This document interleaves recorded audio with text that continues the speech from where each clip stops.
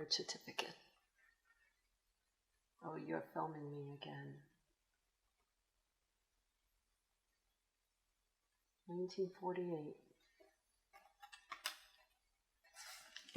Ooh.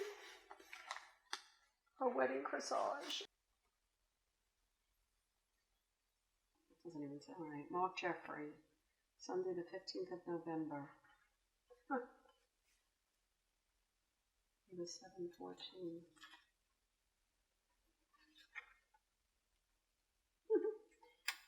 Too tiny yet to speak my mind, but thanks so much. You were so kind.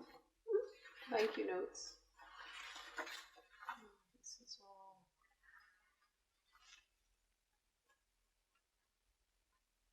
Hospital stay that they do.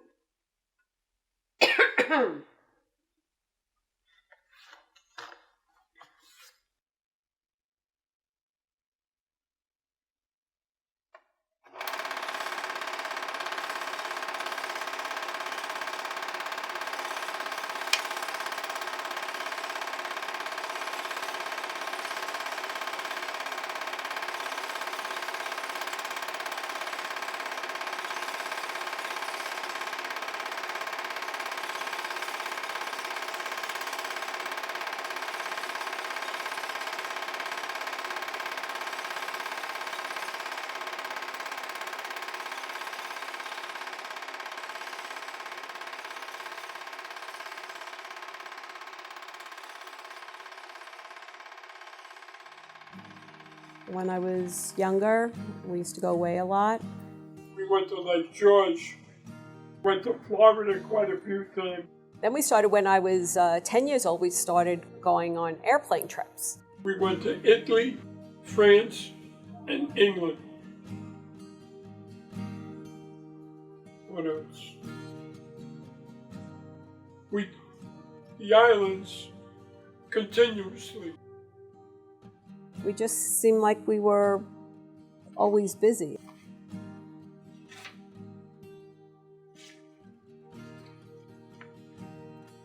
Sunday was Mother's Day. Every Sunday was Mother's Day. That was our Sunday thing in the afternoon. We lived in Brooklyn in an apartment building, and she would look at all these places, and we would drive out to Long Island or Westchester. But the Yankee Clipper was the one that we went to quite a bit, where my son acted like an animal. Everybody stopped at the table to look at how he was eating. He had a 5-pound or 6-pound lobster. He fizzled off a few pieces and gave it to Debbie. The Sapolskys lived in that building.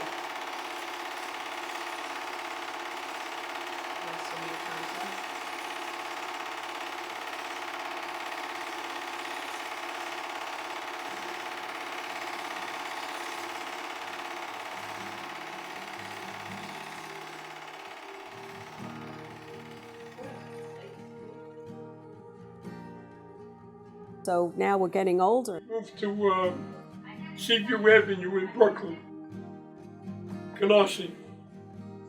We stayed there 6 years. 1975, we went to Starrett City. We moved in there right after she graduated high school. And she went on to Brooklyn College right after that. And he went to Kingsborough College. That was a 2-year school. Then Uncle Mark moved out, and he had a batch of different jobs and different girlfriends and different, things going on. So he didn't come home that much.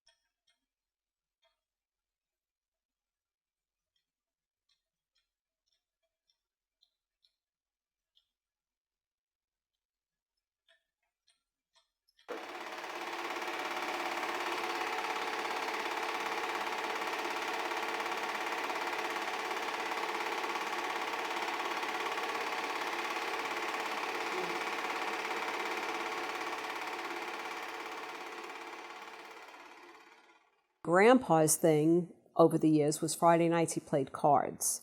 He went out and he played cards. And sometimes he would come in the morning, I think like 8 in the morning. But I guess we were hanging out in the kitchen. It was pretty late. And he came home and he looked at Lou and he said, "Oh, Lou Leiss, right?" And Mark, my brother, and Daddy played Little League for the same Little League. That's where Lou comes in. His father and me used to go to all the meetings, right in Little League. And we dated for like six years. So he was over the house all the time. That's where I met Al and Shirley and Janet and Lou. That's that family. Like a year later, we got married. Yeah, life was good.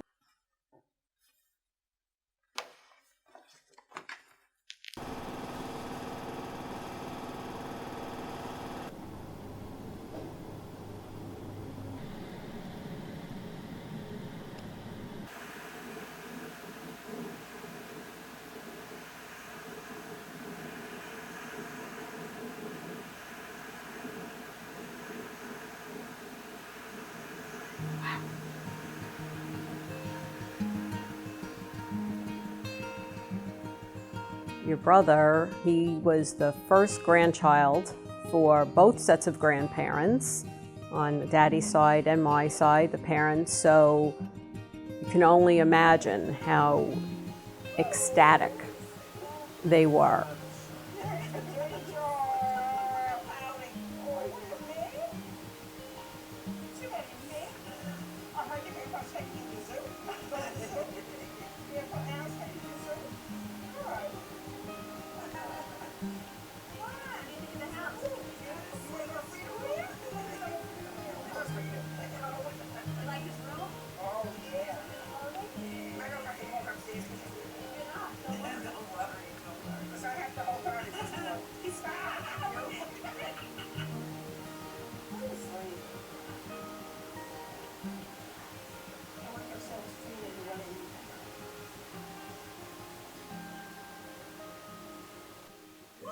It was a hard time in respects that when I was a few months pregnant, Grandpa Al was diagnosed with cancer.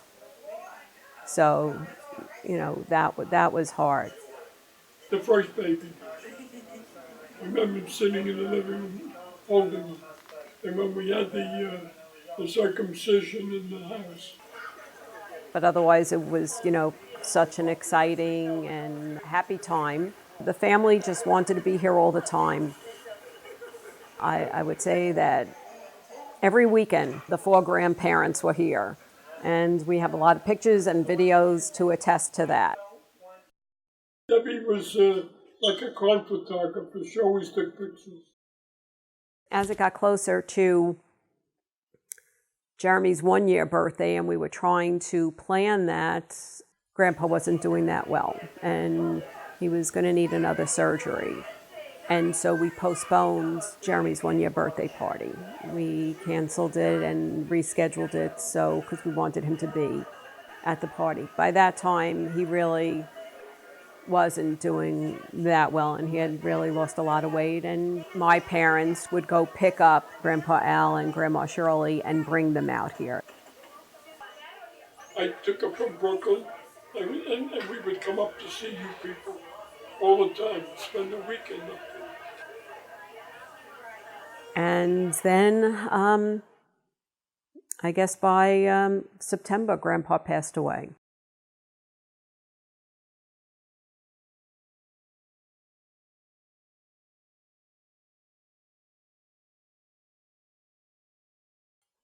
That was a hard time. It was hard for Daddy. We have pictures of Daddy in the backyard and Grandpa Al, and he's holding Jeremy, the 3 of them. And it's funny, Daddy walks like Grandpa Al, and now that Jeremy is, you know, once he started walking and everything, even the babysitter that we had, she said, he walks like him also.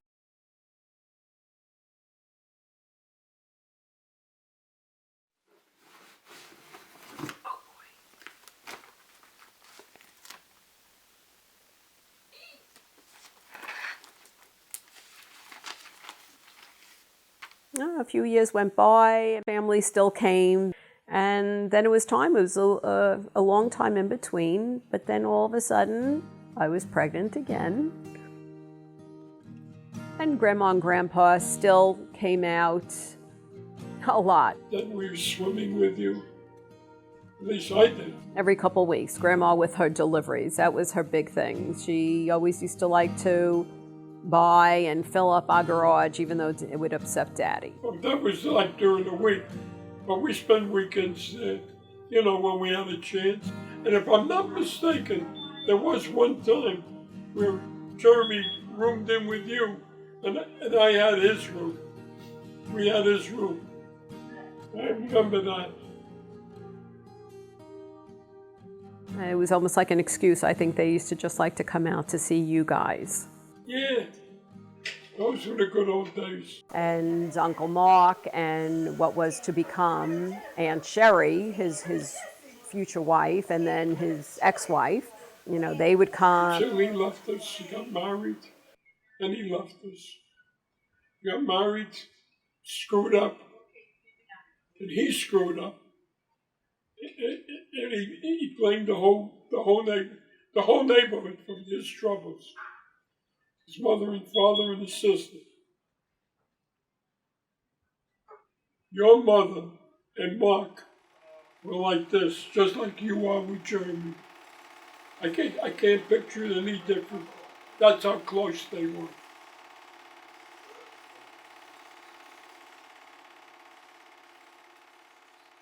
Uncle Mark and I got along really well. It's like when we were younger, he used to give me a baseball cap and he used to call me Butchie. And I was like his little buddy. There's 3 years apart, but I guess we were really close because we did a lot of things together. We had horseback riding lessons together. We did ice skating lessons together, swimming lessons. We were both in single digits. And we went to we didn't wake up my parents, and we snuck out of the room and we went to the docks and we took a rowboat out and we just paddled, and I can't believe we did it. And if you guys ever did that now, I would kill you.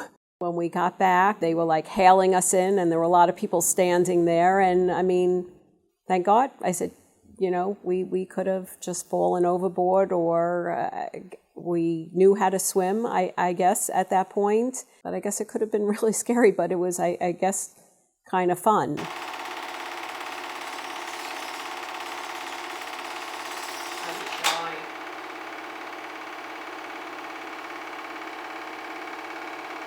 That's the end of it?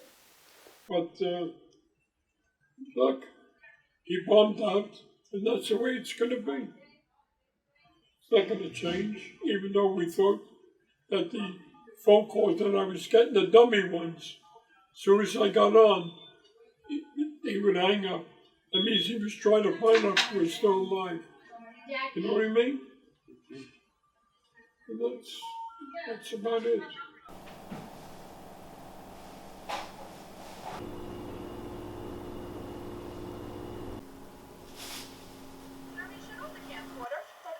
I shut it off before. I know. Why do you have it on now? You're wasting the battery. Hi, Grandma. So what do you think now that you went to graduation today? Very proud day for me. I was able to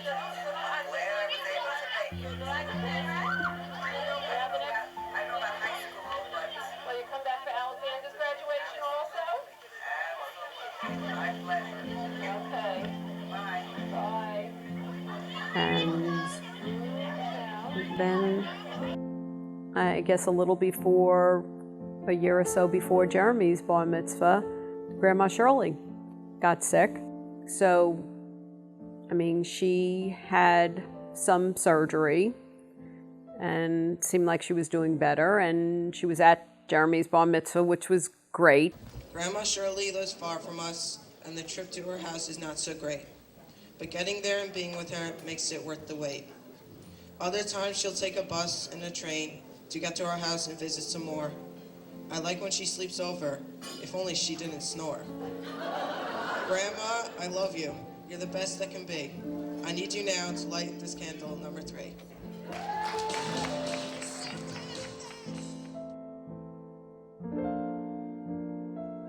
Then after a while, I guess we realized she couldn't really stay so much where she was, and we moved her out here to an assisted living by the Y on Minetta Hill in Plainview. And, we would spend time there, and we would hang up her, pictures and decorate her rooms. And I mean, she wasn't exactly the same, but she was, doing okay. And then before you know it, then it was almost time for your bar mitzvah. And definitely Grandma had gone downhill, at different times, a couple more surgeries. At some point, Daddy moved her to a different kind of facility because she needed too much care for the assisted living. He moved her to a place in Melville. Grandma wasn't doing well at all. I mean, it was almost like we didn't know how she was living as long as she was. She stopped eating. She had some, many surgeries, and her, she would wear this special protective, football helmet, almost like an old-fashioned leather football helmet. And now your bar mitzvah is in 3 weeks. And Grandma passed away. It was very hard for you. Jeremy really didn't cry much, but you were. At the funeral, even Joan came over to me, and she said, Alexander is really in bad shape.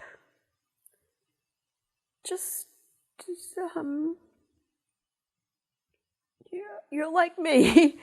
You're very emotional. Me? Emotional? We got past that, and, we sat Shiva here, and I had to do things for the bar mitzvah. I don't know how you did it, but you made it through.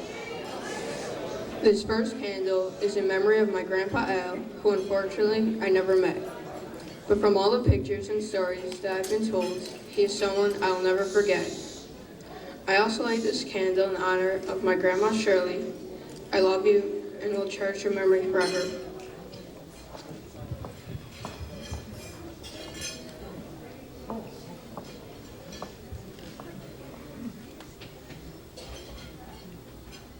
I was very, very proud of you.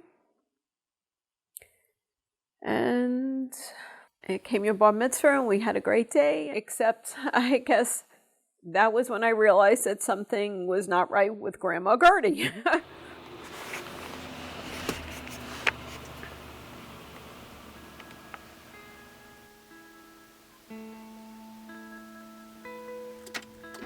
Aren't you cold there? After your bar mitzvah, I saw that something was not right with Grandma, and I asked Grandpa about it, and he's like, mind your own business. And then out of the blue, Grandpa, when I was on the phone with him, he said, I think Grandma stopped paying the bill. She didn't get sick in 2008. And they say it was coming on from 7 to 8. Could see that just things weren't right. Would go into a place and she would take food off of someone else's plate from a table and everything. And they did a test and they said that it was, like Alzheimer's, dementia, early stages. And it seemed okay having someone in the house the 3 days a week, whatever. But then one day he got up and, she was gone. She went out, she took the wagon, she was walking, she fell. He got a call from the hospital. She was in the hospital. And this was killing him. So I found a place, and they were very nice, and we signed her up. It's right near North Shore Hospital, Highfield Gardens. Now, how am I going to get her there? And so I used the premise that we were going to a spa. So she was getting her hair done, and I'm thinking to myself, how do I leave here? How do I leave here and leave her here? I didn't know how to do that. And Peggy had come by, and I said to her, I don't know, how do I do this? And she said, she's in the room with one of the nurses. Say you're going downstairs to fill out, sign the consent forms for the spa and everything, and to make some appointments for you, and that you'll be back. And she said, and then just go home. I'm like, how do I do that? She said, you just do.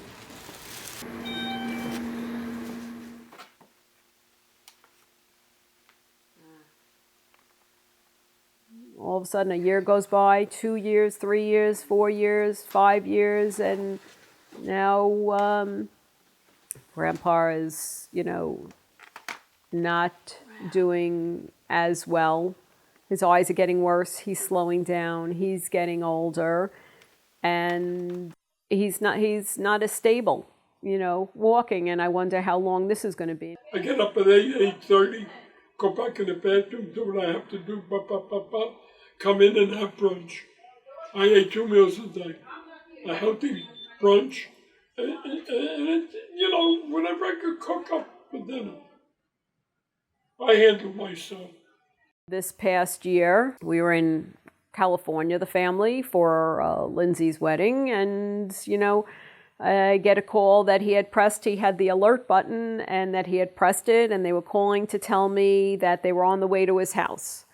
And they got there, and he backed up without turning around, not that he could see well, and sat down on a table. He fell down, he couldn't get up, that's why he pressed it, but he was okay. They wanted to test, bring him to the hospital, he didn't want to go.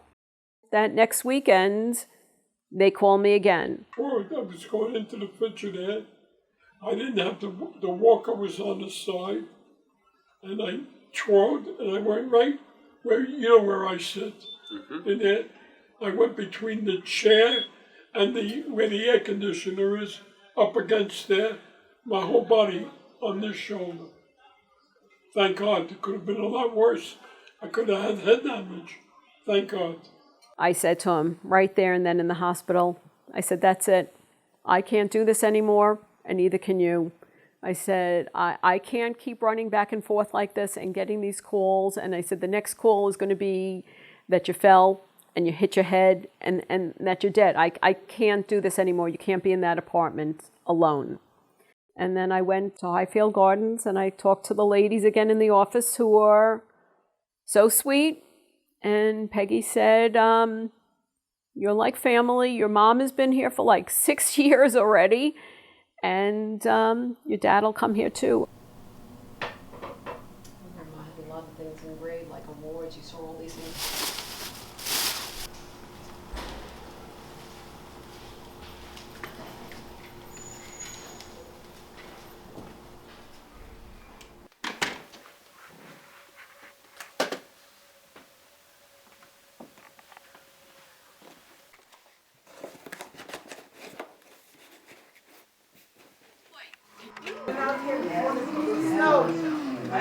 But at this point, Grandma is not Grandma. She is a shell of who she was.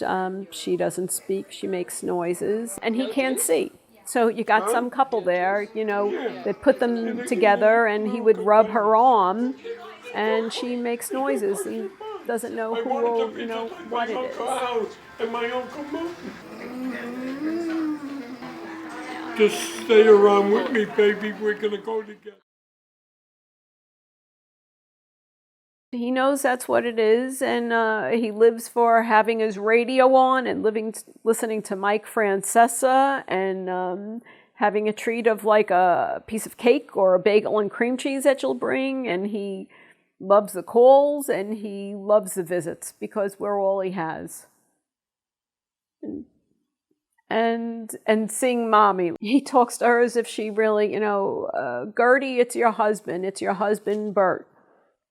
And it's hard. I just signed the DNR for her because it's going downhill. It's been a long, slow progression, but I know where this is going to lead. And why would you try to bring her back? Back to what? Back to what she is? Back to less than what she is? And like what they have to do to you to bring you back?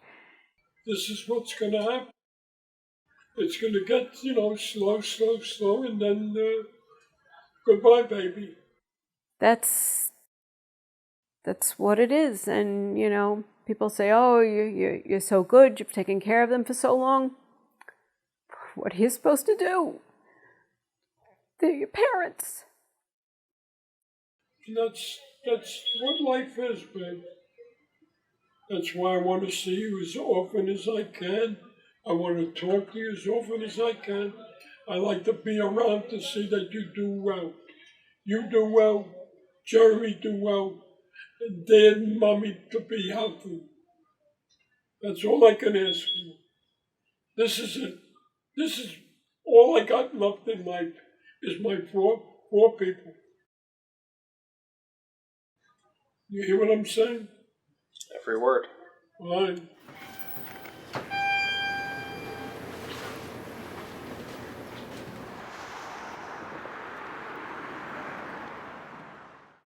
Now it'll be like this till the end. It is what it is.